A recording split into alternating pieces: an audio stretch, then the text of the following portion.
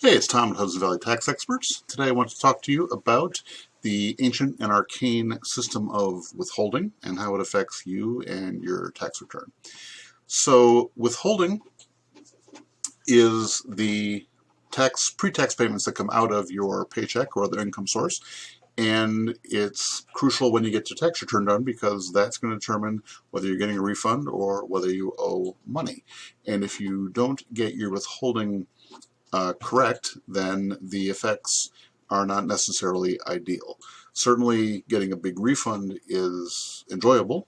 A lot of people plan on having a refund, and it's better than the alternative, but it means that the IRS, the government, has had your money for their use for the entire year, and they don't pay you interest on it. They don't even necessarily give it back when you want it. You certainly can't access it early in the event of an emergency, and it's not even guaranteed that you're going to get your refund back within a few weeks or a month of filing your tax return. Sometimes it gets held up, and it might be quite a while, even many months, before your refund will materialize.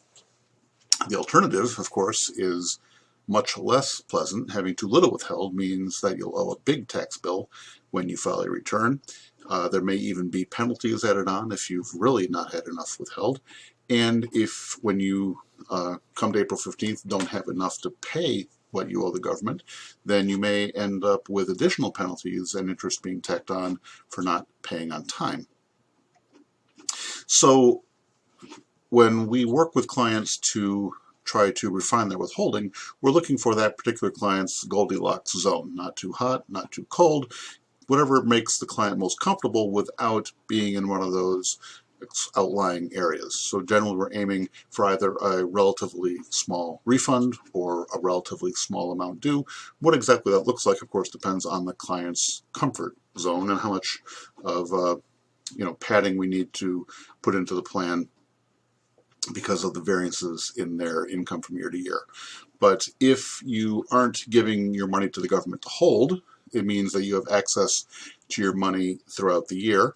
And if you're relying now on getting a big refund to pay certain bills, you can replace that with an automatic savings plan that will still, have the money available when you need it, but also is available for a catastrophic event that might come up where you need money quickly.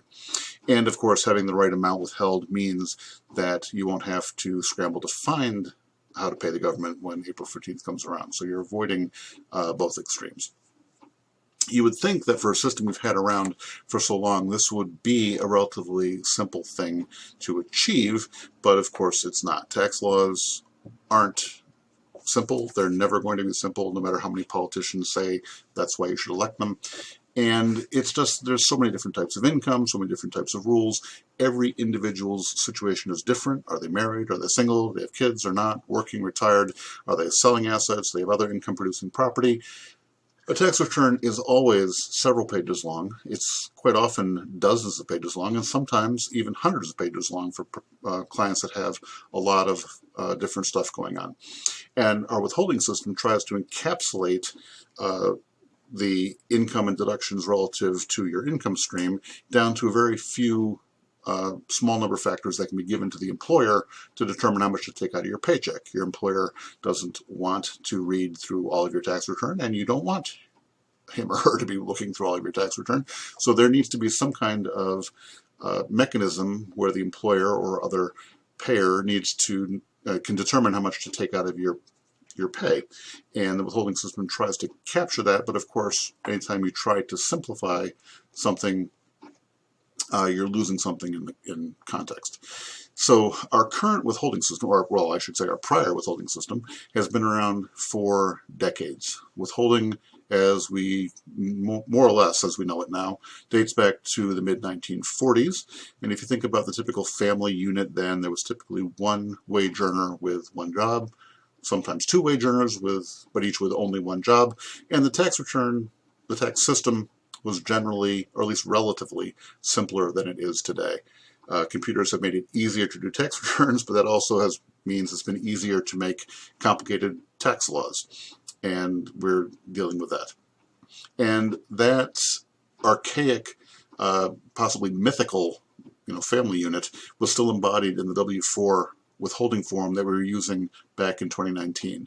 And I'm sure you filled that out multiple times. You have to choose between withholding as a single person, as a married person, or married but withhold as single, and you pick a withholding allowance number that seems to not relate to anything at all, and then possibly an additional dollar amount just to kind of put the icing on the cake. So with the passage of the Tax Cuts and Jobs Act in 2017, the government's been trying to refine the withholding system with the goal of making the withholding more likely to be appropriate. In that sense of the withholding will be tied to the amount that you are earning or receiving, and you're more likely to have paid what you need to pay throughout the year. So the withholding allowances, that mysterious number on the previous form, are gone, no longer around. And we've got a deceptively simple number of questions on the W-4. There's a section about having multiple jobs in the household, whether you have dependents entitled to credits, and a catch-all system of other adjustments, which is kind of a cover for a huge morass of other things that could be on the tax return. So this is the latest manifestation of the tax law and payroll system changes that have been going on for the past couple of years. You might have noticed in 2018, when the payroll tables were adjusted, many people found that they'd had less tax taken out of their pay during the year. When they filed their 2018 return, they ended up owing a lot more than they had in the past. And that system is still kind of rolling into place, and 2020 could have similar types of effects, even without considering how unusual 2020 is going to be for many people with unemployment and with other changes going on. So even though you may not even have started thinking about your tax return yet, or maybe haven't even started dreading your tax return yet, now would be a good time to start planning to make sure that whatever happens in 2020, that for 2021 you're going to be in decent shape. And I have a couple of recommendations for you in that regard. First is embrace the new W-4. It's new, it's still got quirks, but it's the new system. So you're better off using that for all the jobs in the household, and try to tie your withholding to each regular income source. So if you're receiving retirement income or Social Security or unemployment or wages from different sources, have withholding coming from each of them so that as the income shifts in that category, the withholding will be more likely to adjust appropriately. If you try to have all your withholding coming out of your wages or out of your pension to cover everything else, that may not work as well.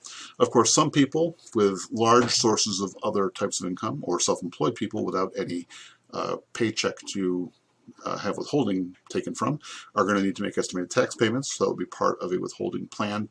And certain other people might find that they would be underwithheld if they're subject to large lump sum payments, like an employee bonus or selling some stock options. So the default withholding rate for those is often not enough to cover the tax that's actually owed. And of course, you should revisit at any time during the year when life events occur. That could include things like getting married or getting divorced, having a child, losing a spouse, changes with children leaving home, turning 17, going to college, perhaps you're retiring or collecting Social Security in pre-retirement, selling any type of asset for a significant gain, or any other changes that are going to affect your income and deductions. So even though we can plan at the beginning of the year for what we think might happen now, and based on your current situation, changes during the year would also be a reason to revisit your plan and make sure things are still where you want them to be. So you can start at the IRS website. The IRS has a web app that aims to figure out your withholding and suggest what to go into your W-4, but you also need to address your state withholding. Generally does not work the same as the federal system, so it has their own quirks that you need to deal with. New York State, where I'm located, has a system pretty similar to the old W-4 system, the pre-2020 W-4. And a withholding plan is not necessarily a one-and-done process. It's kind of iterative. So we look at income and current withholding from all sources based on your current pay stubs, what other information you have.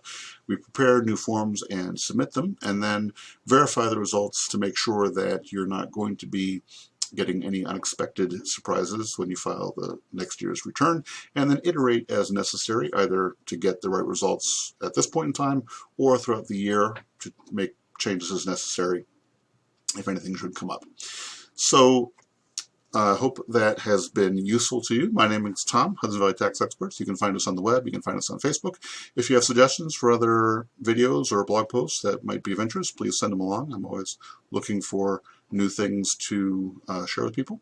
And I hope this has been interesting. Thank you very much for listening. Have a great day.